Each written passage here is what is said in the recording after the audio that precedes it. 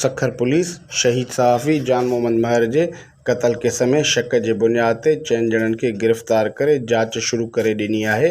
उन ॾिस में सखर पुलिस पारां जारी कयल बयान में एसएसपी सखर इरफान समो जो चवणु आहे त सखर शिकारपुर कंदकोट घोटकी ज़िलनि जे कचेवार इलाइक़े में धाड़ियलनि ऐं शहीद सहाफ़ी जान मोहम्मद महर जे क़त्ल में मुलविस जवाबदारनि जी गिरफ़्तारी लाइ सखर पुलिस पारां शुरू कयल ऑपरेशन तेज़ कयो वियो आहे।